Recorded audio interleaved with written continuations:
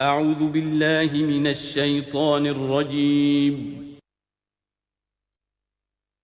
بسم اللہ الرحمن الرحیم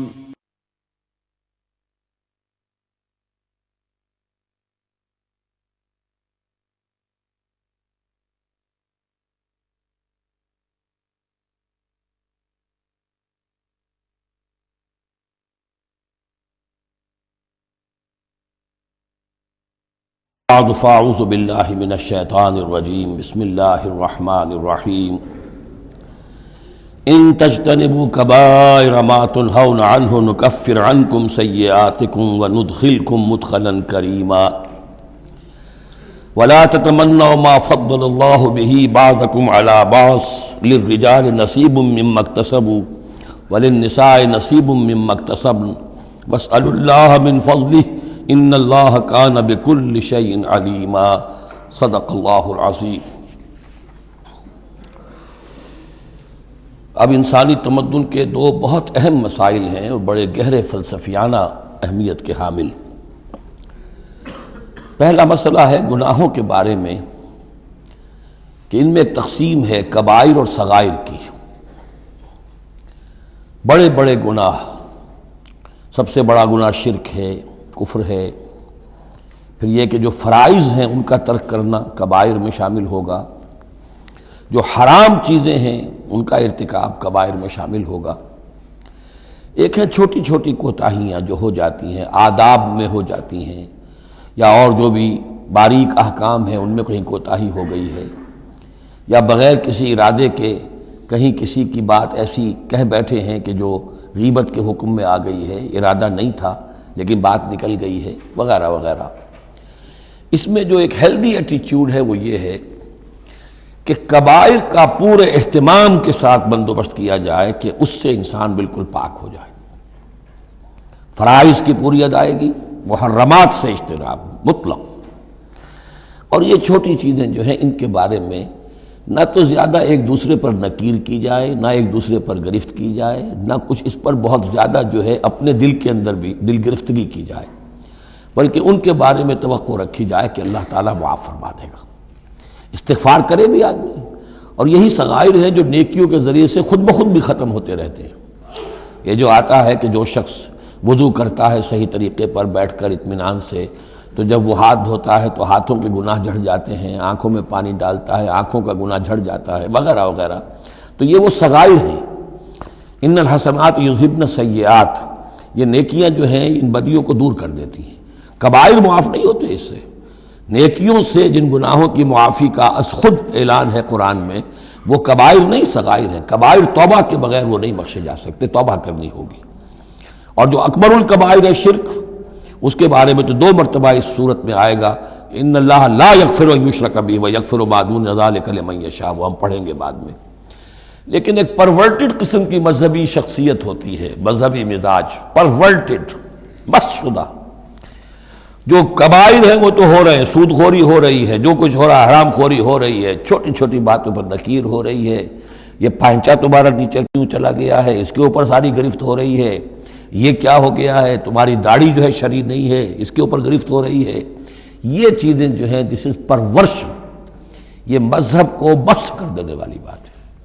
قرآن مجید میں اس معاملے کو 3 جگہ پر نقل کیا گیا ہے کہ یہ فلسفہ جو ہے کہ چھوٹی چیزوں کے بارے میں درگزر سے بھی کام لو، اور یہ کہ بہت زیادہ متفکر بھی نہ ہو، سینس آف پروپورشن ہونا چاہیے۔ ان تجتنبوا کبائر ما تنہون عنہ، اگر تم اجتناب کرتے رہو گے ان بڑے بڑے گناہوں سے جن سے کہ تمہیں روکا جا رہا ہے، نکفر عنکم سیئاتکم، تمہاری چھوٹی برائیوں کو ہم خود ہی دھوتے رہیں گے، پاک کرتے رہیں گے، صاف کرتے رہیں گے۔ جو بھی نیک کام کرو گے ان کے حوالے سے وہ جو فروغ گزاشتے ہیں وہ خود بخود بھی دھلتی رہتی ہیں۔ وندخلکم مدخلا کریما، اور تمہیں داخل کریں گے بہت ہی باعزت جگہ پر، جہاں کیا تمہارا مقام جو ہے باعزت اکرام کے ساتھ ہوگا۔ یہ مضمون سورہ شورا میں بھی آیا ہے، پھر سورۃ النجم میں بھی ہے، 3 مرتبہ یہ مضمون قرآن میں آیا ہے۔ دوسرا مسئلہ جو ہے انسانی معاشرے میں وہ فضیلت کا ہے۔ اب ظاہر بات ہے کہ تمام انسانوں کو ایک جیسا تو نہیں بنایا ہے اللہ نے، کسی کو خوبصورت بنا دیا، کسی کو بدصورت بنا دیا، کسی کا قد اونچا ہے، کوئی ٹھنگنے قد کا ہے، لوگ اس پر ہنستے ہیں۔ یا کسی کو مرد بنا دیا، کسی کو عورت بنا دیا. اب عورت اپنے اندر ہی اندر کڑھتی رہے مجھے عورت کیوں بنایا، تو اس کا حاصل کیا ہوگا؟ یا کوئی بدصورت انسان ہے، ٹھنگنا ہے کسی اور اعتبار سے، دوسرا شخص ہے وہ دیکھتا ہے کہ وہ تو بڑا اچھا ہے، تو اب اس کے اوپر کڑھنے کی بجائے کیا ہونا چاہیے کہ اللہ تعالیٰ نے مجھے جو کچھ دیا ہے مجھے اس کے اوپر صبر اور شکر کرنا چاہیے. اور جو فضل ہے کسی اور چیز میں بھی ہو سکتا ہے، میں نیکی میں آگے بڑھ جاؤں، میں خیر کے کاموں میں آگے بڑھ جاؤں، میں علم میں آگے بڑھ جاؤں، تو یہ چیزیں جو ہیں انسان دوسری چیزوں سے اپنی ان کی تلافی کر لے، بجائے اس کے کہ ایک نیگیٹو اس کی سائیکالوجی ڈیولپ ہوتی چلی جائے، کڑھنا اور اندر ہی اندر جھڑتے رہنا، جس سے کہ پھر طرح طرح کی جو ذہنی بیماریاں پیدا ہوتی ہیں انہی کانفلکٹس کی وجہ سے، انہی فرسٹریشنز کی وجہ سے مینٹل بیلنس آدمی لوز کر بیٹھتا ہے. تو اس کی بجائے دیکھیے کس قدر عمدہ تعلیم دی جا رہی ہے. وَلَا تَتَمَنَّوْا مَا فَضَّلَ اللَّهُ بِهِ بَعْضَكُمْ عَلَىٰ بَعْضٍ، اور تمنا نہ کیا کرو اس شے کی کہ جس کے ذریعے سے اللہ نے تم میں سے بعض کو بعض پر فضیلت دے دی ہے. اب اللہ کی دی ہوئی فضیلت ہے، اس میں آپ تمنا کریں، اور دوسری طرف یہ کہ اس میں حسرت ہو جائے. اب اس میں خاص طور پر جو مسئلہ ہے انسانوں میں، جو آج کا سب سے بڑا مسئلہ ہے دنیا میں، جیسا کہ میں نے بتایا ایکسپلائٹ کیا جا رہا ہے، مساوات مرد و زن. اب یہ بھی ایک فضیلت ہے، کسی کو اللہ نے مرد بنایا، کسی کو عورت بنایا. اب پہلی بات یہ بتائی جا رہی ہے للرجال نصیب مما اکتسبوا، مردوں کے لیے حصہ ہے اس میں سے کہ جو وہ کمائیں گے، وللنساء نصیب مما اکتسبن، اور عورتوں کے لیے حصہ ہے اس میں سے جو وہ کمائیں گی. یعنی جہاں تک نیکیوں کا معاملہ ہے، بدیوں کا معاملہ ہے، خیرات کا معاملہ ہے، حسنات کا معاملہ ہے یا سیئات کا معاملہ ہے، اس میں بالکل ایکویلٹی ہے. مرد نے نیکی کمائی اس کے لیے، عورت نے نیکی کمائی اس کے لیے، اس میں برابری ہے.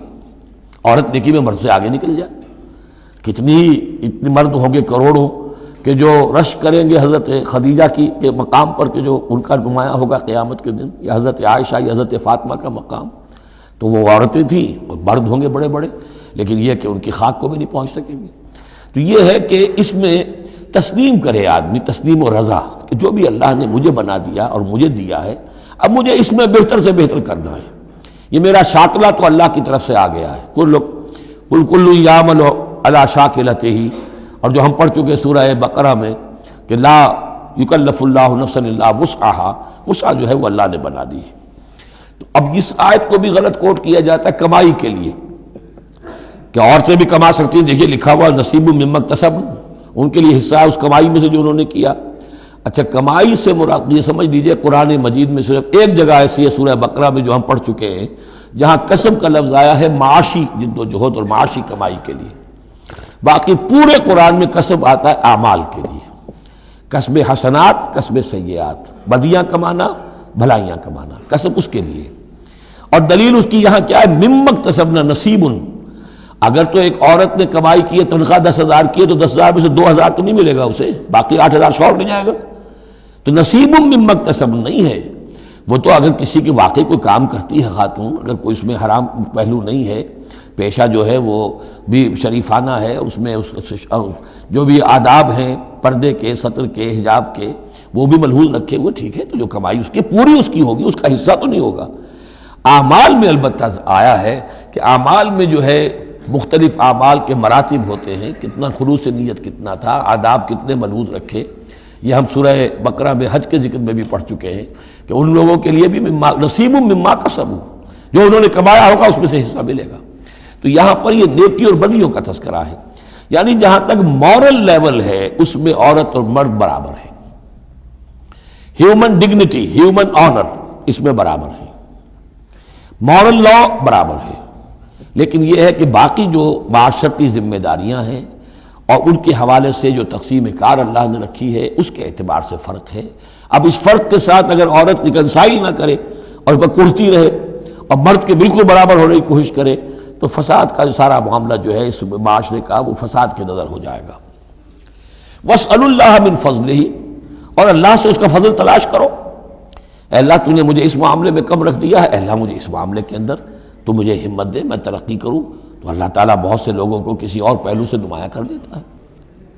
ان اللہ کان بکل شیء علیما، یقیناً اللہ تعالیٰ ہر شے کا علم رکھتا ہے. وَلِكُلٍّ جَعَلْنَا مَوَالِيَ مِمَّا تَرَكَ الْوَالِدَانِ وَالْأَقْرَبُونَ. اب آخر میں پھر ایک مرتبہ جو ہے قانون وراثت کی اہمیت کو دیکھیے، اور ہر ایک کے لیے ہم نے مقرر کر دیے ہیں حصے وراثت میں جو بھی چھوڑتے ہیں والدین یا رشتہ دار۔ والذین عقدت ایمانکم، ایک نیا مسئلہ یہ پیدا ہو گیا تھا کہ ایک دوستی ہوتی ہے، بھائی چارہ ہوتا ہے، یا مدینے میں حضور نے مسلمانوں کو بھائی بھائی بنا دیا تھا، ایک انصاری ایک مہاجر بھائی، تو کیا ان کا وراثت میں حصہ ہے؟ نہیں، یہ وراثت میں حصہ منہ بولے بھائیوں کا نہیں ہے، منہ بولے بیٹے کی کوئی حیثیت نہیں شریعت میں، منہ بولے بھائی کا کوئی حصہ نہیں ہے۔ ہاں اپنی زندگی میں تم نے والذین عقدت ایمانکم، جن کے ساتھ تمہارا کوئی معاہدہ ہوا ہے، کوئی دوستی ہوئی ہے، فآتوہم نصیبہم، انہیں ان کا حصہ دے دیا کرو، یعنی اپنی زندگی میں ان کے ساتھ جو بھلائی کرنا چاہو، کوئی ہبہ کرنا چاہو اپنی وراثت میں سے بھی، اپنی وراثت میں سے وصیت کرنا چاہو، یہ کر سکتے ہو، لیکن جو کہ قانون وراثت میں طے ہو گیا ہے، لا وصیت لوارث، پھر وارث کے لیے کوئی وصیت بھی نہیں، اور وہ یہ کہ بہرحال وراثت میں حقدار کوئی اور نہیں ہوگا سوائے اس کے کہ جس کو اللہ نے مقرر کر دیا ہے۔ ان اللہ کان علی کل شیء شہیدا، یقیناً اللہ تعالیٰ ہر چیز پر گواہ ہے۔ اب آئی ہے وہ آیت، اصل میں کانٹے دار آیت جو ہے، جو عورتوں کے حلق سے بہت مشکل سے اترتی ہے، کانٹا بن کر اٹک جاتی ہے۔ الرجال قوامون علی النساء، یہ تمہید تھی ساری، ایک سورہ بقرہ میں تمہید آ چکی تھی، علیہن لہن مثل الذی علیہن بالمعروف وللرجال علیہن درجہ، یہ کہہ کے بات چھوڑ دی۔ آگے آئے لا تتمنوا ما فضل اللہ بعضهم علی بعض، اور مزید اس کے لیے ذہنی جو ہے تیاری کر دی۔ اب آ رہی ہے وہ چیز جو چبھنے والی چیز ہے۔ الرجال قوامون علی النساء، مرد عورتوں پر حاکم ہے۔ یہ میں ترجمہ زور دے کر رہا ہوں۔ یہ قامہ جو ہے، قامہ جب علا کے ساتھ آئے گا تو کچھ اور معنی ہوں گے، قامہ بے کے ساتھ آئے گا کچھ اور معنی ہوں گے۔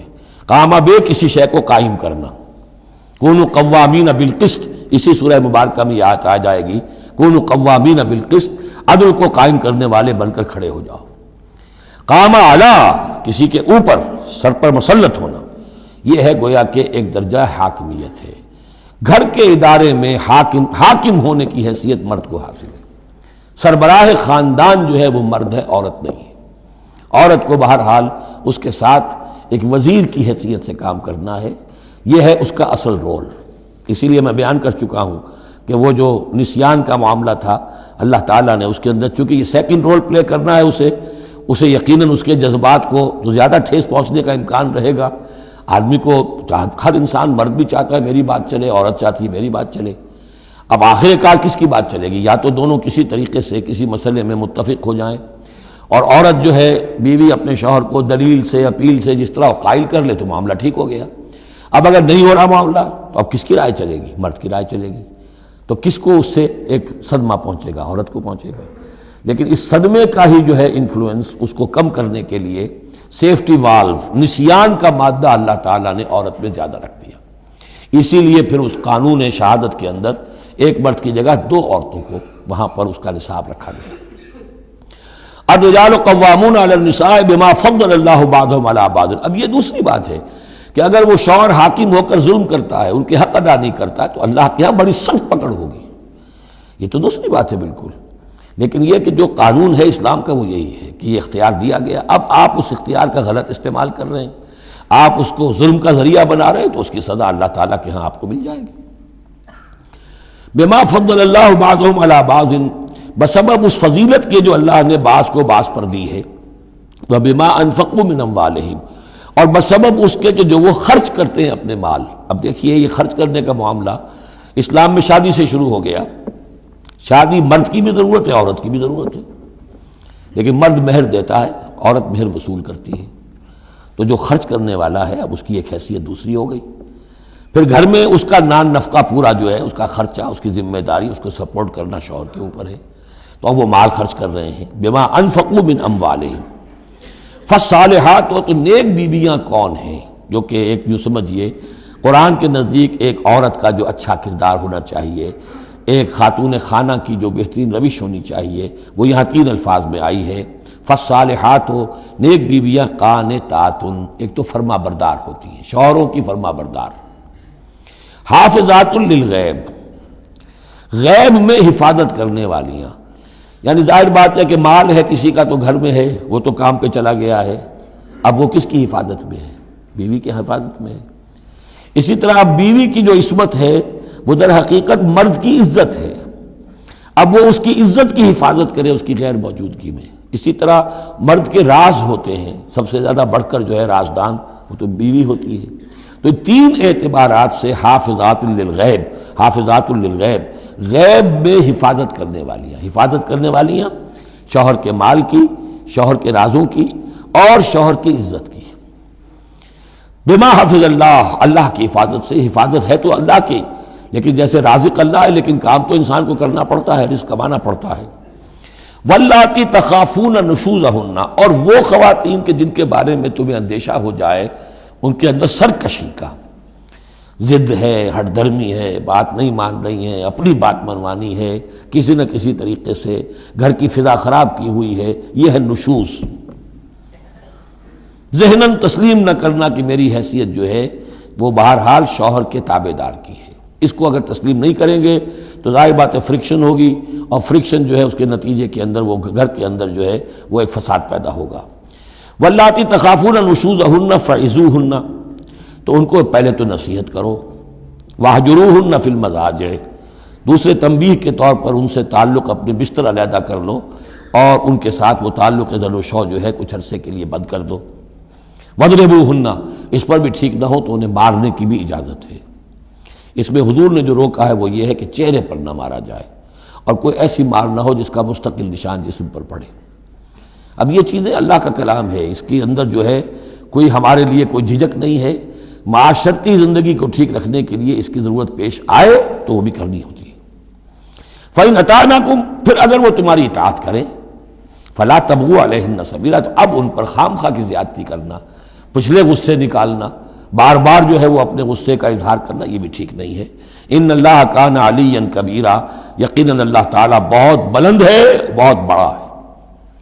وَإِنْ خِفْتُمْ شِقَاقَ بَيْنِهِمَا، اور اگر تمہیں یہ اندیشہ ہو گیا ہو کہ ان میں تو اب زدم زدہ ہو گئی ہے اور یہ اب ساتھ اب چلنا ان کا مشکل ہے، شوہر میں بیوی میں مزاجوں کا اختلاف ہے اور اس کی وجہ سے کوئی زدم زدہ، عورت بھی اکڑ گئی ہے، مرد بھی اکڑا ہوا ہے، تو اب ٹھیک ہے کیا کریں ہم؟ تو اس میں ایک کوشش کرنے کا حکم دیا پہلے، فَبَعْثُوا حَكَمًا مِّنْ أَهْلِهِ وَحَكَمًا مِّنْ أَهْلِهَا، تو ایک حکم مقرر کرو ثالث، لڑکے والوں میں سے، شوہر والوں میں سے، شوہر کے خاندان میں سے، اور ایک حکم جو ہے اس عورت یا لڑکی کے خاندان والوں میں سے۔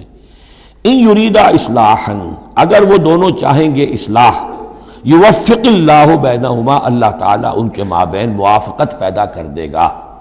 لیکن ان یریدا میں مراد دونوں ہو سکتے ہیں، یعنی ایک تو یہ کہ اگر واقعتاً شوہر اور بیوی جو ہے چاہتے ہیں کہ موافقت ہو جائے، ہوتا ایسا ہے کسی وقت جو ہے وہ نفسیاتی گرہ ایسی بن جاتی ہے کہ وہ بھی چاہتا ہے کہ معاملہ درست ہو جائے اور وہ بھی چاہتی ہے کہ درست ہو جائے، لیکن اب یہ کہ اب اس میں گرہ ایسی پڑ گئی ہے، مقطع میں آ پڑی ہے سکون دسترانہ بات، کہ اب اس میں کسی طریقے سے مسئلہ حل نہیں ہو رہا، تو حکمین آ جائیں گے تو وہ بات کو گرہ کھولیں گے، ادھر سے کچھ سنیں گے، ادھر سے سنیں گے، کچھ اس کی وضاحت ہوگی، ادھر کی وضاحت ہوگی تو ہو جائے گا۔ اور ایک یہ بھی ہو سکتا ہے کہ اس سے مراد حکمین ہو، کہ اگر حکمین پوری سی کوشش کریں گے تو اللہ تعالیٰ ان کے مابین موافقت پیدا کر سکتا ہے۔ میرا رجحان پہلی رائے کی طرف زیادہ ہے۔ ان اللہ کان علیما خبیرا، یقیناً اللہ تعالیٰ بہت علیم اور خبیر ہے۔ اب جیسا کہ اس سے پہلے بھی سورہ بقرہ میں بھی جو اہل کتاب کے ساتھ بنی اسرائیل کے ساتھ میثاق لیا گیا تھا، تو اس میں جو چیزیں آئی تھیں وہ یوں سمجھیے امہات شریعہ، دین کی بنیادیں کیا تھیں۔ ہم نے معاہدہ لیا تھا اللہ کے ساتھ شرک نہیں کرو گے، والدین کے ساتھ نیک احسان کرو گے، قرابت داروں کے ساتھ وغیرہ وغیرہ۔ اب یہ دوسرا مقام آ رہا ہے کہ شریعت کے اندر کیا چیزوں ہیں جو اہم تر ہیں، جن کو سامنے رکھنا چاہیے معاشرتی سطح پر۔ سب سے پہلی بات، وَاعْبُدُوا اللَّهَ وَلَا تُشْرِكُوا بِهِ شَيْئًا، پہلا حق اللہ کا ہے، اللہ کی بندگی اور پرستش کرو، اس کے ساتھ کسی کو شریک نہ ٹھہراؤ۔ نمبر 2، وَبِالْوَالِدَيْنِ إِحْسَانًا، یہ 4 مقامات قرآن میں ہیں جہاں اللہ کے حق کے فوراً بعد والدین کے حق کا تذکرہ ہے۔ والدین کے ساتھ حسن سلوک، یہ بھی ہمارے ہاں کے خاندانی نظام کے لیے بہت اہم بنیاد ہے کہ والدین کے ساتھ ان کا ادب ہو، ان کی خدمت ہو، ان کے ساتھ حسن سلوک ہو، ان کے سامنے آواز پست رکھی جائے۔ بڑی تفصیل سے سورہ بنی اسرائیل میں یہ بات آئے گی، لیکن یہ کہ یہ ہمارے معاشرے میں خاندان کے استحکام کی یہ بھی ایک بہت اہم بنیاد ہے۔ وَبِذِي الْقُرْبَىٰ، قرابت داروں کے ساتھ، وَالْیَتَامَىٰ وَالْمَسَاکِین، اور یتیموں کے ساتھ اور مسکینوں کے ساتھ، وَالْجَارِ ذِی الْقُرْبَىٰ، اور وہ ہمسایہ جو قرابت دار بھی ہو۔ پہلے عام طور پر محلے ایسے ہی ہوتے تھے، ایک ہی قبیلہ ایک جگہ رہ رہا ہے، رشتہ داری بھی ہے، ہمسائے کی بھی ہے۔ وَالْجَارِ الْجُنُبِ، اور اجنبی ہمسایہ بھی ہو سکتا ہے، جیسے آج کل شہروں میں ہوتے ہیں ہمسائے اجنبی ہوتے ہیں۔ وَالصَّاحِبِ بِالْجَنبِ، اور ایک عارضی قسم کی بھی ہمسائیگی ہوتی ہے کہ جو آپ کے برابر بیٹھا ہوا ہے، آپ بس میں بیٹھے ہیں آپ کے برابر بیٹھا ہو، یہ بھی آپ کا ہمسایہ ہے، جو کسی بھی اعتبار سے آپ کے ساتھ ہے، آپ کے پاس بیٹھنے والا ہے، اس کے ساتھ بھی نیک سلوک۔ وابن سبیل، اور مسافر کے ساتھ نیک سلوک۔ وما ملکت ایمانکم، اور جو بھی تمہارے لونڈی غلام ہیں جو تمہاری ملک یمین ہیں ان کے ساتھ بھی نیک سلوک۔ ان اللہ لا یحب من کان مختالا فخورا، اللہ کو بالکل پسند نہیں ہے وہ لوگ کہ جو مختال ہیں، شیخی خورے اور اکڑنے والے، فخر کرنے والے، اکڑ کرنے والے۔ الذین یبخلون ویامرون الناس بالبخل، جن میں یہ شیخی خوری ہوتی ہے، اکڑ ہوتی ہے، پھر وہ بخیل بھی ہوتے ہیں، اس لیے کہ عام طور پر تو انہیں اپنا جو تکبر ہوتا ہے وہ دولت کے بلا پر ہوتا ہے، انہیں معلوم ہے ہمارے پاس دولت ہے، تو ظاہر بات ہے دولت اگر وہ خرچ کر دیں گے اور دولت جو ہے نہیں رہے گی تو عزت نہیں رہے گی۔ جو کہ بخل کرتے ہیں، وہ یامرون الناس بالبخل، اور لوگوں کو بھی نیکی بخل کا حکم دیتے ہیں، کیونکہ جب لوگ دیکھتے ہیں کہ یہ لوگ ذرا خرچے کے اندر کمی کرتے ہیں تو انہیں اندیشہ ہوتا ہے کہ یہ ہمیں ملامت کریں گے، تم بڑے بخیل ہو، تو اس سے پہلے ہی کیوں نہ کہو بابا یہ اس طرح نہ کیا کرو، تم خام کا پیسے اڑاتے ہو، کچھ نہ کچھ بچا کے رکھا کرو اور وقت پہ کام آئے گا، تو بجائے اس کے کہ آپ کو کوئی ڈیفنس لینا پڑے پہلے ہی آفنس لیجئے۔ تو یامرون الناس بالبخل، وہ لوگوں کو بھی بخلی کا مشورہ دیتے ہیں کہ عقل کے ناخن لو۔ وَيَكْتُمُونَ مَا آتَاهُمُ اللَّهُ مِنْ فَضْلِهِ، اور وہ چھپاتے ہیں اس کو جو اللہ نے انہیں اپنے فضل میں سے دیا ہے۔ دولت ظاہر ہوگی تو کوئی سائل سوال کر بیٹھے گا، یعنی اچھا مسکین صورت بنائے رکھو کہ ان کے اوپر تو شاید خود 2 وقت کے فاقے ہیں، اب ان سے میں کیا ان کے سامنے ہاتھ دراز کروں۔ وَأَعْتَدْنَا لِلْكَافِرِينَ عَذَابًا مُهِينًا، اور ایسے کافروں کے لیے ہم نے بڑا اہانت آمیز عذاب تیار کر رکھا ہے۔ وَالَّذِينَ يُنْفِقُونَ أَمْوَالَهُمْ رِئَاءَ النَّاسِ، اور اس سے بھی آگے بڑھ کر وہ لوگ ہیں برائی کے اندر، شناعت کے اندر، کہ جو خرچ کرتے ہیں مال لوگوں کو دکھاوے کے لیے۔ وَلَا يُؤْمِنُونَ بِاللَّهِ وَلَا بِالْيَوْمِ الْآخِرِ، اور وہ حقیقت میں ایمان نہیں رکھتے نہ اللہ پر نہ یوم آخر پر۔ وَمَن يَكُنِ الشَّيْطَانُ لَهُ قَرِينًا فَسَاءَ قَرِينًا، تو ایسے لوگ گویا کہ شیطان کے ساتھی ہیں، تو جن کا ساتھی شیطان ہو گیا ہو تو وہ تو بہت ہی برا ساتھی ہے۔ وَمَاذَا عَلَيْهِمْ، کیا ہو جاتا ان پر، کیا قیامت ٹوٹ پڑتی ان پر، لَوْ آمَنُوا بِاللَّهِ وَالْيَوْمِ الْآخِرِ، اگر وہ ایمان ہی لے آتے سچے دل سے، صدق دل سے اللہ پر اور یوم آخر پر۔ وَأَنفَقُوا مِمَّا رَزَقَهُمُ اللَّهُ، اور خرچ کرتے کھلے دل کے ساتھ اس میں سے جو اللہ نے انہیں دیا ہے۔ وَكَانَ اللَّهُ بِهِمْ عَلِيمًا، اور اللہ تعالیٰ ان سے اچھی طرح واقف ہے۔ إِنَّ اللَّهَ لَا يَظْلِمُ مِثْقَالَ ذَرَّةٍ، یقیناً اللہ تعالیٰ کسی پر ذرے کے برابر بھی، ذرے کے ہم وزن بھی ظلم نہیں کرے گا۔ لا یظلم مثقال ذرۃ وإن تک حسنۃ یضاعفھا، اگر نیکی ہوگی وہ ذرہ عمل کا جو ہے نیکی کا ہے اسے دگنا کرے گا، بڑھائے گا، بڑھوتری کرے گا۔ وَيُؤْتِ مِن لَدُنْهُ، نہ صرف اس کو بڑھا کر دے گا واپس بلکہ اور اپنے پاس سے یؤتِ مِن لَدُنْهُ اجرا عظیما، خاص اپنے خزانے فضل سے مزید بہت بڑا اجر دے گا۔ اب یہ آیت جو آ رہی ہے آیت نمبر 41 سے سورہ مبارکہ کی، یہ بڑی اہم ہے، یہ وہ شہادت علی الناس سے متعلق ہے جو سورہ بقرہ میں جو مضمون آیا تھا کہ اے مسلمانوں تمہیں اب شہداء علی الناس بنایا گیا، جیسے کہ نبی تم پر شہید تھے یا نبی نے تم پر شہادت دی ہے۔ نبی قیامت کے دن کھڑے ہو کر کہیں گے اے اللہ میرے پاس جو دین آیا تھا میں نے انہیں پہنچا دیا تھا، اب یہ ذمہ دار ہیں، they are responsible for their attitude and conduct. تو یہ بات تمہیں کہنی ہے قیامت کے دن کھڑے ہو کے، اے اللہ ہم نے اپنے زمانے کے لوگوں تک تیرا دین پہنچا دیا تھا، اب اس کے بعد جو بھی طرز عمل ہے یہ جواب دیں۔ ایسا نہ ہو کہ الٹا وہ ہمارے اوپر مقدمہ کرے کہ اللہ ان بدبختوں نے ہمیں نہیں پہنچایا، یہ خزانے کے سانپ بن کر بیٹھے رہے۔ تو یہ تو ایک رخ ہے اس کا، لیکن یہ کہ جس کے ذمے یہ ڈیوٹی لگ گئی ہو، واقعہ یہ ہے کہ اس کے لیے تو ایک بہت بھاری یوں سمجھیے کہ بوجھ ہے اس پر۔ اب اس کا جو ہے نقشہ کھینچا جا رہا ہے قیامت کے دن کیا ہوگا۔ فَكَيْفَ إِذَا جِئْنَا مِن كُلِّ أُمَّةٍ بِشَهِيدٍ، تو کیا ہوگا اس دن، کیا صورتحال ہوگی جس دن کہ ہم ہر امت میں سے ایک شہید کھڑا کریں گے۔ کون؟ ان کا نبی اور رسول جس نے ان کو دعوت پہنچا دی. وَجِئْنَا بِكَ عَلَىٰ هَٰؤُلَاءِ شَهِيدًا، اور اے نبی آپ کو ہم لائیں گے ان پر گواہ بنا کر. یعنی آپ کو کھڑے ہو کر کہنا ہوگا، جس کو کہ ہمارے تصور میں کہتے ہیں، ہمارے اصطلاح میں پروزیکیوشن وٹنس. عدالت خدا بندی کا پروزیکیوشن وٹنس کون ہے؟ نمبر 1 پروزیکیوٹر کون ہے؟ نبی. اے اللہ تیرا پیغام جو پہنچا تھا میں نے پہنچا دیا تھا. Now they are accountable responsible. تو اس کے کیا معنی ہوئے؟ اپنی ہی قوم کے خلاف گواہی آ گئی نا. اعلیٰ کا لفظ یہاں بھی نوٹ کر لیجیے، اعلیٰ ہؤلاء شہیدا. اعلیٰ ہمیشہ مخالفت کے لیے آتا ہے. ہم توقع میں ہیں کہ ہمیں تو شفاعت ملے گی میٹھی میٹھی، یہاں کڑوا معاملہ ہے. اے اللہ یہ بدبخت ہے جنہیں میں دین دے کر گیا تھا، ان کا کام تھا دین پھیلانا، انہوں نے خود دین کو چھوڑ دیا. تو نبی شفاعت کریں گے یا نبی مقدمہ قائم کریں گے؟ وقال الرسول یا رب ان قوم اتخذوا هذا القرآن مہجورا، اور کہیں گے رسول کہ اللہ میری اس قوم نے قرآن کو ترک کر دیا تھا. اس آیت کے بارے میں ایک واقعہ بھی ہے کہ ایک مرتبہ حضور صلی اللہ علیہ وسلم نے حضرت عبداللہ ابن مسعود سے کہا کہ مجھے قرآن سناؤ.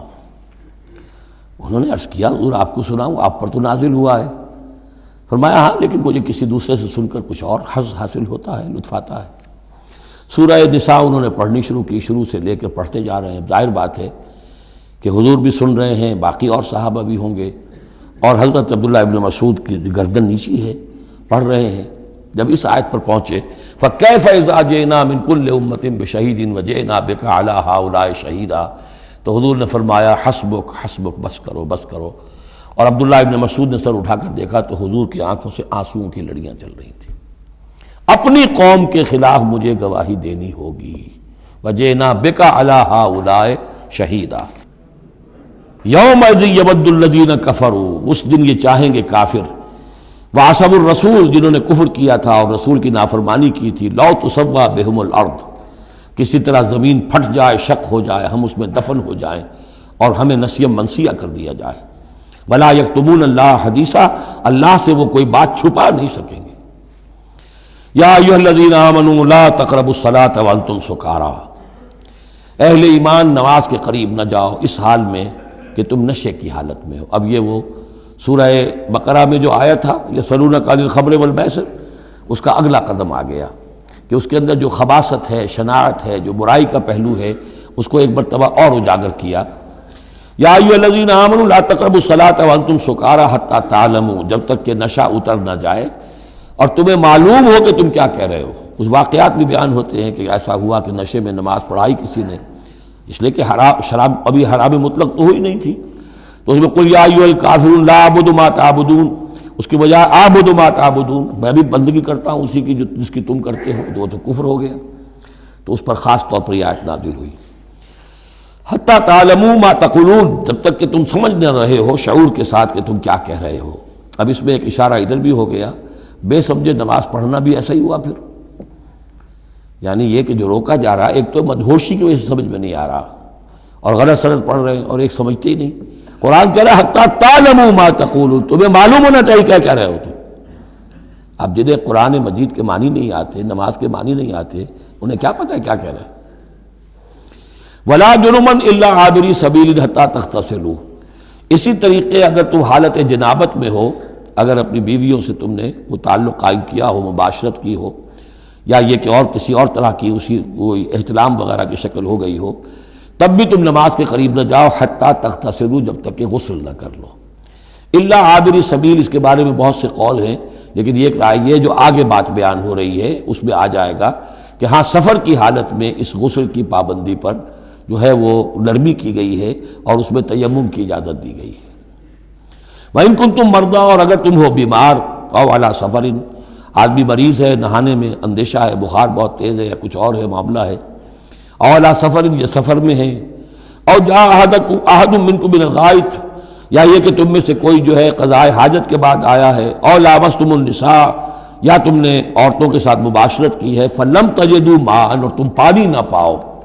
یعنی یہ تمام صورتیں کہ جس میں غسل واجب ہے یا یہ کہ وضو واجب ہے، تو ان دو صورتوں میں سے اگر بیماری راستے میں حائل ہے سفر میں ہونے کی وجہ سے پانی نہیں ہے یا کوئی اور وجہ ایسی ہے کہ پانی ہے دستیاب نہیں ہے، فَتَيَمَّمُوا صَعِيدًا طَيِّبًا، تو تیمم کر لیا کرو. لیکن تیمم کا جیسا کہ ہم پہلے پڑھ چکے ہیں، میں نے بتایا تھا کہ قصد کرنا تیمم. فَتَيَمَّمُوا صَعِيدًا طَيِّبًا، پاک مٹی کا اس کا قصد کرو.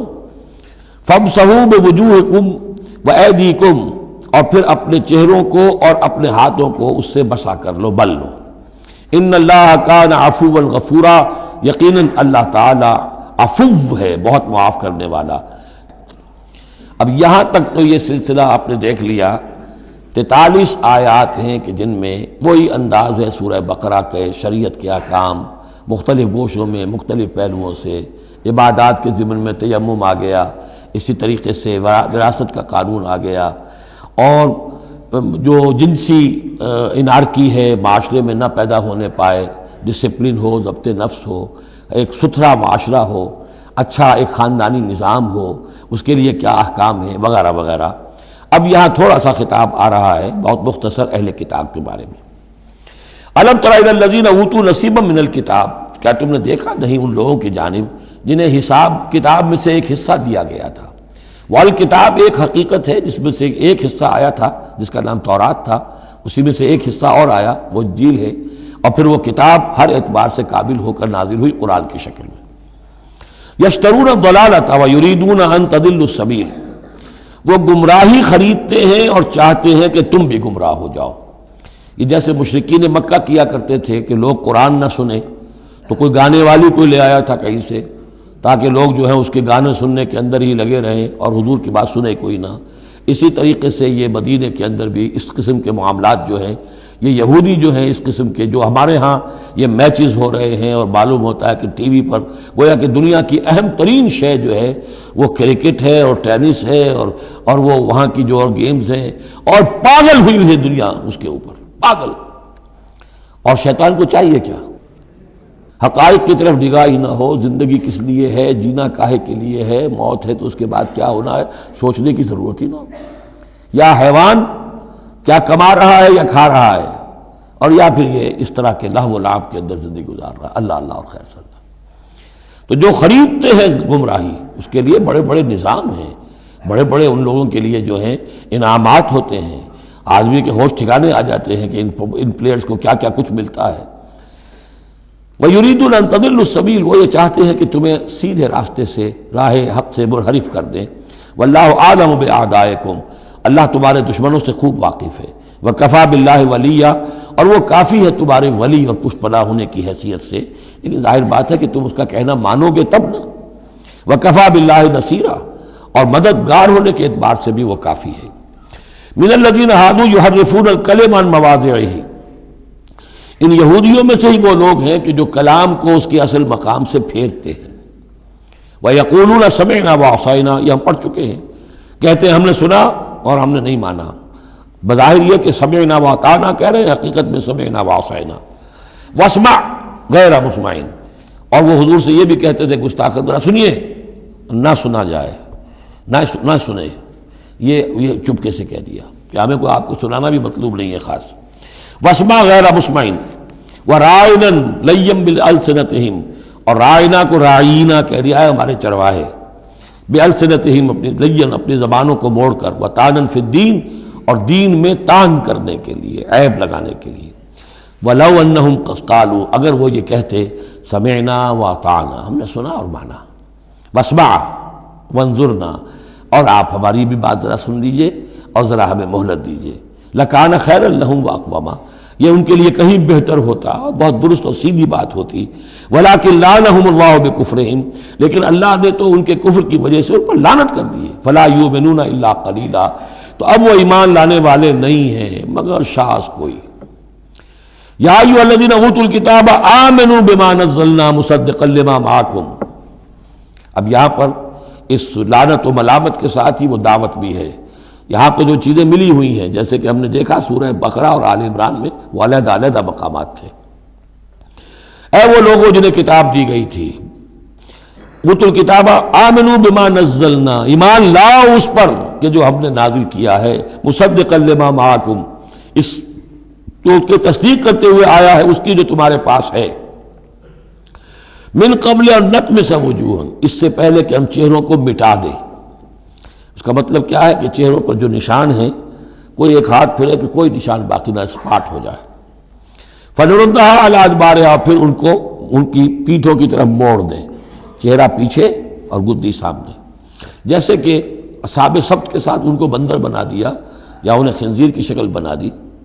تو فرمایا او نلعنہم کما لعنا اصحاب السبت، یا ہم ان پر وہ لعنت کر دیں جو اصحاب سبت پر ہم نے کی تھی۔ یہ تفصیل آئے گی سورہ اعراف میں، لیکن واقعہ اجمالاً جو ہے سورہ بقرہ میں آ چکا ہے۔ وَكَانَ أَمْرُ اللَّهِ مَفْعُولًا، تو اس سے پہلے تم ایمان لے آؤ، ورنہ اللہ کا معاملہ جو ہے وہ تو ہو کر رہنا ہے۔ ان اللہ لا یغفر ان یشرک بہ، پہلی مرتبہ بھی آیت یہاں آ گئی۔ یقیناً اللہ اسے ہرگز نہیں بخشے گا کہ اس کے ساتھ شرک کیا جائے۔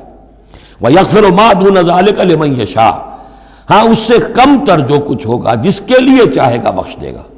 یہ بھی کھلا لائسنس نہیں ہے کہ آپ سمجھیں باقی سب گناہ معاف ہو ہی جائیں گے، لیکن اس کی امید دلائی ہے کہ اللہ تعالیٰ باقی تمام گناہوں کے بغیر توبہ کے بھی معاف کرنے کا ایک امکان دے رہا ہے، لیکن یہ شرک جو ہے اس کے معاف ہونے کا کوئی امکان نہیں۔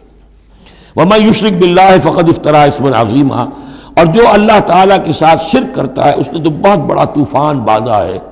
اللہ تو ایک اللہ ہے، اس کے ساتھ جس کا بھی آپ تذکرہ کرتے ہیں جھوٹ ہے، افتراء ہے، بہتان ہے، اور اس کے سوا کچھ نہیں۔ أَلَمْ تَرَ إِلَى الَّذِينَ يُزَكُّونَ أَنفُسَهُمْ، کیا تم نے دیکھا نہیں ان لوگوں کو جو اپنے آپ کو بہت اعلیٰ سمجھتے ہیں، پاک سمجھتے ہیں۔ یہ وہی جو فلسفہ میں بیان کر چکا ہوں کہ یہ یہودی سمجھتے ہیں کہ we are the chosen people of the Lord. سورہ مائدہ میں آ جائے گا نحن ابناء اللہ واحباؤہ، ہم تو اللہ کے بیٹوں کی طرح ہیں، بلکہ اس کے بہت ہی چہیتے ہیں، لاڈلے ہیں۔ اور دوسرے جو ہیں گوئمز اور جینٹائلز، یہ تو دیکھنے میں انسان نظر آتے ہیں، حقیقت میں حیوان ہیں، گندے لوگ ہیں۔ ان کو تو جس طرح کھاؤ، لوٹو، گسوٹو، ان کو جس طریقے سے دھوکہ دو، ان کو بائی ہوک بائی کروک جو بھی ان سے استحصال ہو، جس طرح بھی کر سکو کرو۔ ان کے بارے میں تو لیس علینا فی الامیین سبیل، ان کے بارے میں ہم پر کوئی گرفت ہے ہی نہیں، ہم سے کوئی محاسبہ ہوگا ہی نہیں۔ جیسے ہرن ہے، پھر رہا ہے، آپ نے شکار کیا، کھا لیا، کون پوچھے گا آپ سے؟ اسی طرح یہ انسان نما حیوان ہے، جو چاہو کرو ان کے ساتھ۔ بل اللہ یزکی من یشاء، یہ تو اللہ تعالیٰ ہی پاک کرتا ہے جس کو چاہتا ہے۔ ولا یظلمون فتیلا، یہ تمہارے کہنے سے تم پاک نہیں ہو جاؤ گے، اونچے نہیں ہو جاؤ گے، اعلیٰ عرفہ نہیں ہو جاؤ گے۔ ہاں کہ ظلم نہیں کیا جائے گا ان پر کچھ بھی، فتیل کے برابر بھی۔ دھاگا، فتیل اصل میں کہتے ہیں کہ جو آپ نے دیکھا ہوگا آج کل تو کھجوریں کھاتے ہیں تو کھجور کی گٹھلی کے ساتھ ایک چھوٹا سا دھاگا لگا ہوتا ہے کہ جس سے بقیہ کھجور کے ساتھ اس کا تعلق ہوتا ہے، وہ گٹھلی کی ناف کے ساتھ سمجھ لیجئے، وہ فتیل ہے۔ اب ظاہر بات ہے کہ اس زمانے میں جو چھوٹی سی چھوٹی چیزیں لوگوں کے مشاہدے میں آتی تھی تو کسی چیز کے چھوٹے ہونے کے لیے مثال وہیں سے دی جا سکتی تھی۔ انظر کیف یفترون علی اللہ الکذب، دیکھو کیسے یہ لوگ اللہ پر جھوٹ باندھ رہے ہیں۔ وکفیٰ بہ اسما مبینا، اور یہی گناہ کافی ہے، یعنی ان کی گرفت کے لیے اور ان کے عذاب دینے کے لیے یہی ایک بات کافی ہے جو انہوں نے گھڑ لی ہے۔ الم تر الی الذین اوتوا نصیبا من الکتاب، کیا تم نے دیکھا نہیں ان لوگوں کو جنہیں کتاب میں سے ایک حصہ دیا گیا تھا؟ یؤمنون بالجبت والطاغوت وَيَقُولُونَ لِلَّذِينَ كَفَرُوا هَؤُلَاءِ أَهْدَىٰ مِنَ الَّذِينَ آمَنُوا سَبِيلًا، وہ ایمان لاتے ہیں بتوں پر اور شیطان پر، طاغوت پر، اور کہتے ہیں ان لوگوں کے سے کہ جنہوں نے کفر کیا یعنی مشرکین، هَؤُلَاءِ أَهْدَىٰ مِنَ الَّذِينَ آمَنُوا، ان اہل ایمان سے تو یہ زیادہ ہدایت پر ہیں، اہدیٰ سبیلا، یہ لوگ زیادہ راستے پر برحق ہیں۔ یہ ہوتا ہے ضد اب ضدہ میں۔ اب ظاہر بات ہے انہیں معلوم تھا کہ محمد اور ان کے ساتھی صلی اللہ علیہ وسلم ورضی اللہ عنہم وہ کن کن چیزوں میں ان سے مشابہ تھے، توحید ہے، ایمان بالآخرہ ہے، موسیٰ کے ماننے والے ہیں، تورات کے ماننے والے، لیکن جب ضدم ضدہ آتی ہے تو کہتے ہیں یہ مشرک بھی بہتر ہے ان مسلمانوں سے، تو ان کا دین بہتر ہے، یہ تو گویا کہ بالکل ہی کسی حیثیت ان کی ہے ہی نہیں۔ اور اس میں ظاہر بات ہے کچھ کہہ بیٹھتے ہوں گے ہاں جی آخر آپ کے بتوں میں بھی کچھ نہ کچھ تو ہے نا، لیکن یہ کہ یہ مسلمانوں کے پاس تو کچھ بھی نہیں، یہ تو سرے سے خالی۔ یؤمنون بالجبت والطاغوت ویقولون للذین کفروا هؤلاء اهدیٰ من الذین آمنوا سبیلا اولئک الذین لعنهم اللہ، یہ وہ لوگ ہیں جن پر اللہ نے لعنت فرما دی ہے۔ وَمَن يَلْعَنِ اللَّهُ فَلَن تَجِدَ لَهُ نَصِيرًا، اور جس کو اللہ ہی نے لعنت کر دی ہو اب تم اس کے لیے کوئی مددگار نہیں پاؤ گے۔ ام لہم نصیب من الملک، کیا ان کا کوئی حصہ ہے اختیار میں، بادشاہت میں؟ یعنی جو تقسیم کر لی ہے کہ یہ سب کچھ ہمارے لیے ہے، باقی انسان جو ہیں وہ گوئمز ہیں، جنٹائلز ہیں، یہ کس اختیار سے کیا؟ ان کے پاس اختیار ہے یہ انسانوں میں یہ تقسیم اور تفریق۔ ام لہم نصیب من الملک، بادشاہی جو ہے، مالک الملک اللہ ہے، کیا انہوں نے کوئی اختیار ان کو اس سے ملا ہوا ہے ان کے پاس؟ فَإِذًا لَا يُؤْتُونَ النَّاسَ نَقِيرًا، اگر ایسا کہیں ہوتا تو یہ کسی ایک انسان کو تل کے برابر بھی کوئی شے دینے کو تیار نہ ہوتے اگر ان کا اختیار ہوتا۔ ام یحسدون الناس علی ما آتاہم اللہ من فضلہ، کیا یہ حسد کر رہے ہیں لوگوں سے اس پر کہ جو اللہ تعالیٰ نے انہیں اپنے فضل میں سے عطا کر دیا ہے؟ قرآن عطا کر دیا امیین میں، آخری نبی بھیج دیا امیین میں جنہیں حقیر سمجھتے تھے، اب اس پر حسد ہے، اس کی آگ میں جل رہے ہیں۔ ام یحسدون الناس علی ما آتاہم اللہ من فضلہ فقد آتینا آل ابراہیم الکتاب والحکمت وآتیناہم ملکا عظیما، تو ہم نے آل ابراہیم کی نسل کو عطا فرمائی کتاب بھی، حکمت بھی، اور انہیں بہت بڑی حکومتیں بھی دی۔ یعنی تمہیں بھی اگر ملی تھی تو ابراہیم کی نسل ہونے کے ناطے سے ملی تھی، کتاب ملی، تورات ملی، انجیل ملی، تو یہ جو دوسری نسل ہے یہ بھی تو اسی ابراہیم کی نسل ہے۔ آتینا آل ابراہیم الکتاب والحکمت، ہاں بنی اسرائیل کو کتاب علیحدہ ملی، حکمت علیحدہ ملی، تورات علیحدہ تھی، انجیل علیحدہ تھی، اور یہاں کتاب اور حکمت ایک ہی جگہ پر قرآن میں اللہ نے جمع کر دی ہے بتمام و کمال، اور ایک ہی جگہ پر جمع۔ وَآتَيْنَاهُ مُلْكًا عَظِيمًا، تو جیسے ان کو ملک عظیم دیا تھا اب ہم ان مسلمانوں کو اس سے بڑا ملک دیں گے۔ یہ سورہ نور میں مضمون آئے گا، لَيَسْتَخْلِفَنَّهُمْ فِي الْأَرْضِ كَمَا اسْتَخْلَفَ الَّذِينَ مِن قَبْلِهِمْ، ہم لازماً ان اہل ایمان کو دنیا میں وہ حکومت اور خلافت عطا کریں گے جیسے پہلوں کو عطا کی تھی۔ فَمِنْهُمْ مَنْ آمَنَ بِهِ وَمِنْهُمْ مَنْ صَدَّ عَنْهُ، تو ان میں سے کوئی وہ بھی ہیں جو ایمان لے آئے ہیں یا لے آئیں گے، جن کے دلوں میں کچھ رمق ہے، اور ان میں وہ بھی ہیں جو رک گئے ہیں، کھڑے رہ گئے ہیں، ہٹ گئے ہیں۔ وَكَفَىٰ بِجَهَنَّمَ سَعِيرًا، اور ایسے لوگوں کے لیے ان کو پھونکنے کے لیے بھڑکتی ہوئی آگ کافی ہے۔ ان الذین کفروا بآیاتنا سوف نصلیہم نارا، یقیناً وہ لوگ جو ہماری آیات کا کفر کریں گے ایک وقت آئے گا کہ ہم نصلیہم نارا، انہیں آگ میں جھونک دیں گے۔ کلما نضجت جلودہم بدلناہم جلودا غیرہا، جب بھی اور جیسے بھی ان کی کھالیں، جلدیں جھلس جائیں گی، جل جائیں گی، ہم انہیں نئی کھالیں دے دیں گے، نئی جلدیں دے دیں گے، لیذوقوا العذاب، تاکہ وہ عذاب کا مزہ چکھتے رہیں۔ اب یہ بھی ایک بہت بڑی میڈیکل حقیقت ہے کہ جو اصل حس ہے پین کی وہ کھال ہی میں ہے، اندر جو ہے چاہے وہ ہمارے مسلز ہیں ان کے اندر جلن کی ہوگی لیکن احساس نہیں ہوگا اس کا۔ اصل جو ہے احساس جلن کا، چٹکی ہے، کوئی اور تکلیف ہے، کانٹا چبھا ہے، اور یہ ساری چیزیں جو بھی ہیں اس کا سارا احساس جو ہے سینسیٹیو جو ہے وہ سکن ہے۔ تو سکن چونکہ ان کے لیے تکلیف کا موجب ہو رہی ہے، سکن جل گئی، اب انہیں نئی سکن دی جائے گی۔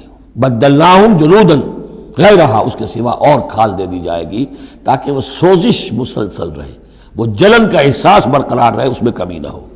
لیذوقوا العذاب، تاکہ وہ عذاب کا مزہ چکھتے رہیں۔ ان اللہ کان عزیزا حکیما، یقیناً اللہ تعالیٰ زبردست ہے، کمال حکمت والا۔ والذین آمنوا وعملوا الصالحات، وہی سائملٹینیس کنٹراسٹ، جب جہنمیوں کا تذکرہ ہوا ہے تو اہل جنت کا تذکرہ بھی ہے، اور وہ لوگ جو ایمان لائے اور جنہوں نے نیک عمل کیے، سندخلہم جنات تجری من تحتہا الانہار، ان قریب انہیں ہم داخل کریں گے ان باغات میں جن کے دامن میں ندیاں بہتی ہوں گی، خالدین فیہا ابدا، اور وہ رہیں گے ان میں ہمیشہ ہمیش۔ لہم فیہا ازواج مطہرۃ، ان کے لیے اس میں ہوں گی بڑی پاک باز بیویاں، وندخلہم، اور ہم انہیں داخل کریں گے ظلا ذلیلا، ایسی ٹھنڈی چھاؤں، گہری چھاؤں کے اندر ہم انہیں داخل کریں گے۔ ذل اور ذلیل، بہت ہی ٹھنڈی چھاؤں۔ یہاں اب وہ ختم ہوا حصہ کہ جو اہل کتاب کی طرف روح سخن اور خطاب تھا، اب پھر مسلمانوں سے۔ ان اللہ یامرکم ان تؤدوا الامانات الی اہلہا، اور یہ دو تین آیتیں نہایت اہم ہیں قرآن مجید کی۔ سارا اسلام کا سیاسی، قانونی، دستوری نظام اس میں ہے۔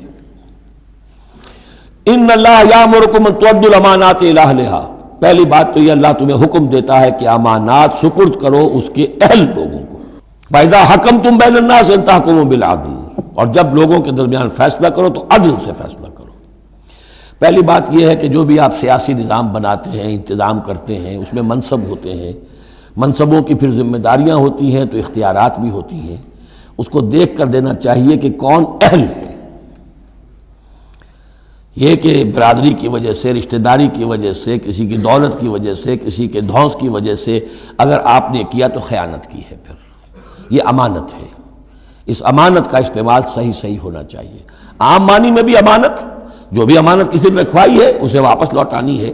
لیکن یہاں یہ وہ معاشرتی زندگی اور جو بھی ایک اجتماعی زندگی کے جو اہم اصولوں کی حیثیت سے بات آ رہی ہے کہ ان تؤدوا الامانات الی اہلھا، جو بھی اہل ہیں اس کی استطاعت اور اہلیت رکھنے والے. Number 2 judiciary. وَإِذَا حَكَمْتُمْ بَيْنَ النَّاسِ أَن تَحْكُمُوا بِالْعَدْلِ.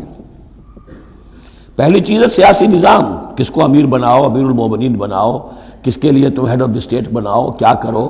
وہ تو جو بھی نظام ہوگا پہلے تو یہ کہ وہ اہلیت کی بنیاد پر ہو. نمبر 2 جوڈیشری جو ہے وہ مضبوط ہو. اذا حکمتم بین الناس ان تحکموا بالعدل، جب لوگوں کے مابین تم فیصلے کرو تو عدل کے ساتھ کرو. ان اللہ نعم ما یعظکم بہ، یقیناً اللہ تعالیٰ یہ بہت ہی اچھی نصیحتیں ہیں جو تمہیں کر رہا ہے. ان اللہ کان سمیعا بصیرا، یقیناً اللہ تعالیٰ سب کچھ سننے والا، دیکھنے والا ہے. اب تیسری ہے لیجسلیچر. آپ کو معلوم ہے یہ 3 پلرز ہیں ماڈرن سٹیٹ کے. چوتھا کہہ دیتے ہیں کہ پریس بھی چوتھا پلر ہے، یہ کہنے کی باتیں ہیں، اصل میں تو 3 ہی ہیں: لیجسلیچر، جوڈیشری اور انتظامیہ، ایگزیکٹو. ایگزیکٹو کی پہلی آیت آ گئی، جسے اختیار دینا ہے دیکھ لو کہ اہل ہے کہ نہیں. عدلیہ، اور اب تیسری بات لیجسلیچر. لیجسلیچر کے اصول کیا ہوں گے؟ یا ایھا الذین آمنوا اطیعوا اللہ واطیعوا الرسول، اہل ایمان اطاعت کرو اللہ کی اور اطاعت کرو رسول کی. یعنی کوئی قانون اللہ اور اس کے رسول کی منشا کے خلاف نہیں بنایا جا سکتا. یہ ہمارے دستور میں بھی لکھا ہوا ہے، no legislation can be done repugnant to the Quran and the Sunnah. لیکن یہ جو میں آج کل کہہ رہا ہوں کہ یہ منافقت کا پلندہ ہے کہ اس کی کوئی ضمانت نہیں، اس کی ایگزیکیوشن کی، امپلیمنٹیشن کی کوئی اسکیم موجود نہیں. لکھا ہوا ہے اوپر اطیعوا اللہ واطیعوا الرسول، اللہ کے احکام اور رسول کے احکام. یہ 2 مستقل سورسز آف لا ہیں، مستقل سورسز آف لا. منکرین سنت کی یہاں نفی ہوتی ہے. وَأُولِي الْأَمْرِ مِنْكُمْ، اور اپنے میں سے اولو الامر کی بھی اطاعت کرو. لیکن یہاں جو عجیب بات ہے وہ یہ ہے کہ 3 کی اطاعت آئی، اللہ کی، رسول کی، اولی الامر کی. 2 کے لیے اطیعوا، تیسرے کے لیے نہیں ہے. یا تو یہ بھی ہو سکتا تھا کہ اطیعوا ایک مرتبہ آ جاتا اور تینوں کو کور کر جاتا. یا ایھا الذین آمنوا اطیعوا اللہ والرسول واولی الامر منکم، تینوں برابر ہو جاتے. یا اطیعوا تیسری مرتبہ بھی آتا، یا ایھا الذین آمنوا اطیعوا اللہ واطیعوا الرسول واطیعوا اولی الامر منکم. 2 کے ساتھ ہے، تیسرے کے ساتھ نہیں. اولو الامر جو ہو ایک شرط واضح ہو گئی، تم میں سے ہونے چاہیے، مسلمان ہو. غیر مسلم کی حکومت کو ضمن ریکنسائل کرنا اللہ سے بغاوت ہے. ریکنسائل کرنا. اولو الامر منکم، مسلمان تو ہونا کم سے کم. البتہ یہ کہ ان کی اطاعت مستقل نہیں، دائم نہیں، انکنڈیشنل نہیں. اللہ کی اطاعت مطلق، absolute, unconditional, without any limits. رسول کی اطاعت absolute, unconditional, without any limit. لیکن اولو الامر کی اطاعت ہوگی اللہ اور اس کے رسول کی اطاعت کے تابع. جو حکم لائے اسے بتانا ہوگا میں کتاب و سنت سے کیسے اس کا استنباط کر رہا ہوں. وہ اسے ثابت کرنا ہوگا کہ یہ کتاب و سنت کے خلاف نہیں ہے، کم سے کم یہ ثابت کرنا ہوگا. یہ ہے فرق. اسی پر لیجسلیشن ہو سکتی ہے جدید، جتنی بھی مشینری ہے لیجسلیٹو، وہ کانگریس ہو، وہ پارلیمنٹ ہو، مجلس ملی ہو، قانون سازی کرو. ہاں ریپگننٹ ٹو دی قرآن اینڈ سنہ نہیں ہو سکتی، بات ختم ہو. فَإِن تَنَازَعْتُمْ فِي شَيْءٍ، پھر اگر تمہارا کسی معاملے میں جھگڑا ہو جائے. اولو الامر کہتا ہے میں تو اسے اسلام کے تقاضا صحیح سمجھتا ہوں، آپ سمجھتے ہیں نہیں تم غلط کہہ رہے ہو، کہاں جائیں اب؟ فَرُدُّوهُ إِلَى اللَّهِ وَالرَّسُولِ، لوٹا دو اسے اللہ اور رسول کی طرف. یعنی اب یہ کہ جو بھی اپنی بات ثابت کرنا چاہتا ہے اسے اللہ اور اس کے رسول سے دلیل لانی پڑے گی، میری پسند، میرا خیال، میرا نظریہ نہیں، اللہ اور اس کے رسول کے بعد۔ اور اس میں یہ بات ماننی پڑے گی کہ ابھی یہاں ایک خلا ہے، وہ خلا یہ ہے کہ یہ فیصلہ کون کرے گا کہ اس کی رائے صحیح ہے یا اس کی رائے صحیح ہے۔ یہ ہے اصل میں آج کی ریاست میں آ کر وہ خلا پر ہو چکا ہے، یہ جوڈیشری کا کام ہے۔ لیکن جب کہ ابھی اسلامی ریاست قائم ہوئی ہے عرب میں حضور کے زمانے میں، ابھی یہ انسٹیٹیوشنز جو ہیں شروع میں پوری طریقے سے آئیڈینٹیفائڈ اور علیحدہ علیحدہ انسٹیٹیوشنز تھے ہی نہیں کہ یہ لیجسلیچر ہے، یہ جوڈیشری ہے، یہ ایگزیکٹو ہے۔ حضرت ابوبکر کے زمانے میں تو کوئی قاضی تھے ہی نہیں، حضرت عمر نے پہلے شعبہ قضا شروع کیا ہے، تو رفتہ رفتہ انسٹیٹیوشن ڈیولپ ہوئے ہیں۔ لیکن اصول یہ ہے کہ دو کی اطاعت تو ہے قطعی اور لازمی، انکنڈیشنل ایبسولوٹ، تیسری اطاعت اس کے تابع ہوگی۔ فیصلہ کون کرے گا؟ جدید دور میں اس کا جو انسٹیٹیوشن ہے وہ عدلیہ ہے، وہاں ہر شخص جائے، اپنی دلیل دے، علماء جائیں، عوامی جائیں، جو چاہیں جائیں، سب ہو جو جا کر دلائل دیں، لیکن وہاں سے فیصلہ ہو جائے گا کہ واقعتاً یہ ریپگننٹ ہے یا نہیں۔ فَإِن تَنَازَعْتُمْ فِي شَيْءٍ فَرُدُّوهُ إِلَى اللَّهِ وَالرَّسُولِ إِن كُنتُمْ تُؤْمِنُونَ بِاللَّهِ وَالْيَوْمِ الْآخِرِ۔ یہ طرز عمل تمہیں اختیار کرنا چاہیے اگر تم واقعتاً اللہ پر اور یوم آخر پر ایمان رکھتے ہو۔ ذَلِكَ خَيْرٌ وَأَحْسَنُ تَأْوِيلًا، یقیناً یہ بہت ہی بہتر بھی ہے اور نتائج کے اعتبار سے بھی بہت ہی مفید ہے۔ أَلَمْ تَرَ إِلَى الَّذِينَ يَزْعُمُونَ أَنَّهُمْ آمَنُوا بِمَا أُنزِلَ إِلَيْكَ وَمَا أُنزِلَ مِن قَبْلِكَ۔ کیا تم نے غور نہیں کیا ان لوگوں کی طرف جن کا گمان تو یہ ہے اور دعویٰ تو یہ ہے کہ وہ ایمان لے آئے ہیں اس پر بھی کہ جو اے نبی آپ پر نازل کیا گیا، اور اس پر بھی کہ جو آپ سے پہلے نازل کیا گیا، لیکن کرتے کیا ہیں؟ یریدون یتحاکموا الی الطاغوت، وہ چاہتے یہ ہیں کہ اپنے مقدمات کے فیصلے کروائیں طاغوتوں سے، یعنی ان سے جو اللہ اور اس کے رسول کی اطاعت نہیں کرتے۔ اگلی آیت پہلی جو تھی، جو اللہ اور اس کے رسول کی اطاعت پر کاربند ہو گیا وہ طاغوت سے خارج ہو گیا، جو اللہ اور اس کے رسول کی اطاعت کو قبول نہیں کرتا وہ طاغوت ہے، وہ طغا، وہ اپنے حد سے تجاوز کر گیا۔ تو گویا کہ غیر مسلم جو اللہ اور اس کے رسول کے احکام کا پابند نہیں وہ طاغوت ہے۔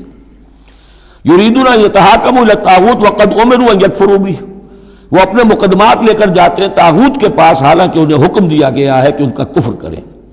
یعنی ہوتا یہ تھا کہ مسلمان مدینے میں جو منافقین تھے وہ اپنے مقدمات بجائے اس کے کہ حضور کے پاس لائیں، جب یہ دیکھتے تھے کہ ہمارا پلہ گر رہا ہے، حضور کے پاس جائیں گے ہم تو حق کی بات ہوگی، انصاف کی بات ہوگی، تو چلو یہودیوں کی عدالت سے فیصلہ کروا لیں۔ ایک یہودی کا اور ایک مسلمان کا جھگڑا ہوا اور اس میں یہ مسئلہ اٹھ کھڑا ہوا۔ وہ یہودی کہتا تھا چلو محمد کے پاس صلی اللہ علیہ وسلم، اس لیے کہ اسے بھی یقین تھا کہ میں حق پر ہوں۔ یہ مسلمان جو منافق تھا یہ کہتا تھا نہیں چلو تمہارے پاس کعب ابن اشرف کے پاس چلو، اس سے معاملہ طے کرواؤ۔ بہرحال اس کے بعد ہوا یہ کہ حضور کے پاس وہ یہودی لے آیا، حضور نے فیصلہ کر دیا اس کے خلاف۔ اب اس نے کہا اچھا چلو دیکھو آپ بھی عمر سے اور بات کرتے ہیں۔ حضرت عمر سے آ کے بات کی، امید کی کہ شاید وہ جب میرا لحاظ زیادہ کریں، میں مسلمان ہوں۔ وہ یہودی نے بتا دیا حضور تو یہ فیصلہ کر چکے میرے حق میں اور یہ پھر یہ یہاں آیا ہے۔ انہوں نے آؤ دیکھا نہ تاؤ تلوار لی اور گردن اڑا دی کہ جو محمد کے فیصلے پر راضی نہیں اور مجھ سے فیصلہ کروانا چاہتا ہے اس کا فیصلہ یہ ہے۔ اس پر واویلا مچایا، آئے چیختے چلاتے ہوئے اس کے گھر والے، اس کے اہل و عیال کہ ہم تو بس یہ چاہتے تھے کہ کچھ مصالحت ہو جاتی، آپ نے فیصلہ دے دیا تھا تو کوئی مصالحت ہو جاتی تو اچھا تھا، راضی نامہ ہو جاتا، اس لیے گئے تھے۔ وہ واقعہ ہے جو بیان ہو رہا ہے۔ وَيُرِيدُ الشَّيْطَانُ أَن يُضِلَّهُمْ ضَلَالًا بَعِيدًا، شیطان چاہتا ہے کہ انہیں گمراہ کر دے، بہت دور کی گمراہی میں ڈال دے۔ وَإِذَا قِيلَ لَهُمْ تَعَالَوْا إِلَىٰ مَا أَنزَلَ اللَّهُ وَإِلَى الرَّسُولِ، اور جب ان سے کہا جاتا ہے کہ آؤ اس چیز کی طرف جو اللہ نے نازل فرمائی اور آؤ رسول کے پاس چلو، مقدمہ طے کراؤ۔ رَأَيْتَ الْمُنَافِقِينَ يَصُدُّونَ عَنْكَ صُدُودًا، تو اے نبی آپ دیکھتے ہیں کہ یہ منافق رکتے ہیں آپ کے پاس آنے سے کنی کتراتے ہیں۔ صدا یصدو یہ میں عرض کر چکا ہوں، رکنے کے معنی میں بھی ہے، روکنے کے معنی میں بھی ہے۔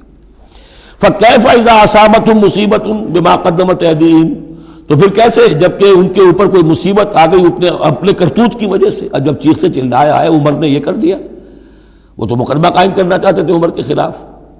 لیکن یہاں یہ ہے کہ فکیف اذا اصابتہم مصیبۃ بما قدمت ایدیہم، ان کے اپنے ہاتھوں کے کرتوتوں کی وجہ سے جو مصیبت آ گئی، ثم جاؤکا، پھر وہ آپ کے پاس آئے، یحلفون باللہ، اور اللہ کی قسمیں کھاتے ہوئے آئے، ان اردنا الا احسانا و توفیقا، ہم تو احسان بھلائی چاہتے تھے، موافقت چاہتے تھے، راضی نامہ چاہتے تھے، اس لیے عمر کے پاس گئے تھے۔ اولئک الذین یعلم اللہ ما فی قلوبہم، یہ وہ لوگ ہیں کہ جو کچھ ان کے دلوں میں اللہ اسے جانتا ہے، فاعرض عنہم، تو اے نبی ان سے آپ رخ پھیر لیجئے، وعظہم، اور ان کو ذرا نصیحت کیجئے، ڈانٹیے ڈپٹیے، وقل لہم فی انفسہم قولا بلیغا، اور ایسی بات کہیے ان سے جو ان کے دلوں میں اتر جائے۔ اس آیتوں کے اترنے کے بعد حضرت عمر رضی اللہ تعالیٰ عنہ کو حضور نے پھر بری قرار دیا کہ اللہ کی طرف سے ان کی برات آ گئی ہے، توثیق آ گئی ہے، اور کہتے ہی ہیں کہ اسی دن سے ان کا لقب فاروق بنا ہے، پھر حق و باطل میں فرق کر دینے والا۔ وما ارسلنا من رسول الا لیطاع باذن اللہ۔ اب ایک بات نوٹ کر لیجئے، منافقت جو یہاں پر زیر بحث آئے گی سورہ مبارکہ میں، وہ 3 عنوانات کے تحت ہے۔ منافقوں پہ نماز بھاری نہیں تھی، روزہ بھاری نہیں تھا، 3 چیزیں بھاری تھیں۔ ایک رسول کی اطاعت، اور یہ بڑی نفسیاتی بات ہے، رسول انسان ہے، ہم جو رسول کی اطاعت کرتے ہیں تو رسول ہمارے لیے ایک انسٹیٹیوشن کی حیثیت رکھتے ہیں صلی اللہ علیہ وسلم۔ 2 ہاتھ 2 پاؤں 2 آنکھوں والا رسول ہمارے پاس موجود نہیں ہے، ان کے سامنے انسان موجود تھا، اس کے بھی 2 ہاتھ ہیں، اس کے بھی 2 پاؤں ہیں، اس کی 2 آنکھیں ہیں۔ انسان کی اطاعت کرے یہ بہت مشکل ہے، جیسا کہ جماعتوں میں ہوتا ہے۔ امیر کی اطاعت سے زیادہ بھاری کام کون سا ہے؟ بڑا مشکل کام۔ اپنی رائے کو پیچھے ڈالیں تو امیر کی رائے پر چلیں۔ ایک تو ان کے جس کے دل میں یقین تھا کہ یہ محمد صلی اللہ علیہ وسلم، یہ محمد ابن عبداللہ تو ہیں جنہیں ہم دیکھ رہے ہیں، لیکن حقیقتاً میں جو ایمان لایا ہوں وہ محمد الرسول اللہ پر لایا ہوں کہ اللہ کے رسول ہیں، تب تو بات ہو جائے۔ لیکن جن کے دلوں میں یہ یقین نہیں تھا یا کمزور تھا، ان کے لیے حضور کی شخصی اطاعت بڑی بھاری تھی، بڑی کٹھن تھی۔ یہ بعض مواقع پر وہ کہتے تھے کہ یہ جو کچھ کہہ رہے ہیں اپنے پاس سے کہہ رہے ہیں، کیوں نہیں سورت نازل ہو جاتی، کیوں نہیں آیت نازل ہو جاتی؟ اور سورہ محمد اسی انداز میں نازل ہوئی ہے کہ پھر اللہ نے کہا اچھا لو پھر یہ آیت ہم نازل کر دیتے ہیں قتال کی۔ وہ یہ کہتے تھے یہ محمد نے خود اپنی طرف سے اقدام کر دیا۔ دوسری چیز جو کٹھن تھی وہ تو کٹھن ہے قتال، اللہ کی راہ میں جنگ کے لیے نکلنا، خطرہ ہے، مرحلہ سخت ہے اور جان عزیز۔ اور تیسری چیز ہجرت۔ اب ہجرت میں منافقین مدینہ نہیں، منافق جو اور تھے گردا گرد کے اور مکے میں جو تھے ان کا ذکر آئے گا اب آگے۔ گھر بار چھوڑ کر، خاندان والوں کو چھوڑ کر نکل جانا آسان کام نہیں۔ اب سب سے پہلے اطاعت رسول، اس کی کیا اہمیت ہے۔ وما ارسلنا من رسول الا لیطاع باذن اللہ، تو ہم نے نہیں بھیجا کسی رسول کو مگر اس لیے کہ اس کی اطاعت کی جائے اللہ کے حکم سے۔ وَلَوْ أَنَّهُمْ إِذ ظَّلَمُوا أَنفُسَهُمْ، اور اگر انہوں نے جب اپنے اوپر ظلم کیا تھا، انفسہم جاؤ کا، اگر وہ آتے اے نبی آپ کے پاس، فاستغفروا اللہ، اور اللہ سے بھی استغفار کرتے، واستغفر لهم الرسول، اور رسول بھی ان کے لیے استغفار کرتے اللہ سے، وجدوا اللہ توابا رحیما، تو وہ پاتے کہ اللہ تعالیٰ تو توبہ کا قبول فرمانے والا اور رحیم ہے۔ فلا وربک لا یؤمنون، تو نہیں تیرے رب کی قسم یہ ہرگز مومن نہیں ہو سکتے، حتیٰ یحکموک فیما شجر بینہم، جب تک کہ یہ آپ کو حکم نہ مانے ان تمام معاملات میں جو ان کے مابین پیدا ہو جائیں۔